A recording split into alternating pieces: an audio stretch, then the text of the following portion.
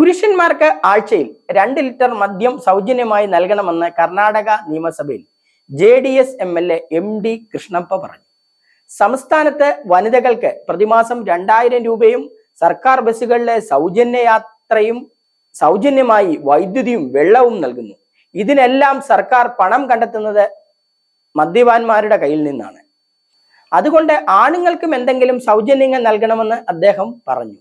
സംസ്ഥാനത്തെ എല്ലാ സൊസൈറ്റികൾ വഴിയും സൗജന്യമായി മദ്യം വിതരണം ചെയ്യണമെന്നും അദ്ദേഹം കൂട്ടിച്ചേർത്തു. MLA കൃഷ്ണപ്പയുടെ ആവശ്യത്തോട് കർണാടക എക്സൈസ് മന്ത്രി KJ ജോർജ് വിയോജിപ്പ് അറിയിച്ചു. ആളുകളുടെ മദ്യപാനശീലം കുറയ്ക്കാനാണ് സർക്കാർ ശ്രമിക്കുന്നത്.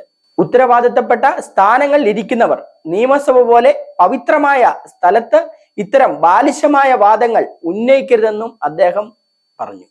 എന്നാൽ ഈ വാർത്ത പുറത്തറിഞ്ഞതോടുകൂടി കേരളത്തിലെ കുടിയന്മാരും വലിയ പ്രതീക്ഷയിലാണ്.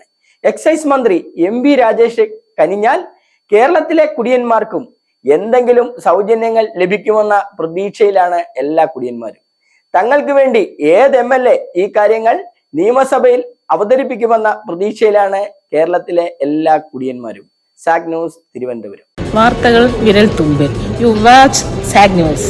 നേരിന്റെ വാർത്തകൾ നിങ്ങളുടെ വിരൽത്തുമ്പിലെത്താനായി സാഗ് ന്യൂസ് ചാനൽ സബ്സ്ക്രൈബ് ചെയ്തും ഷെയർ ചെയ്തും ഒരു ശരിയായ മാധ്യമ നിലപാടിനൊപ്പം നിൽക്കാൻ ഞങ്ങൾ നിങ്ങളെ ക്ഷണിക്കുന്നു.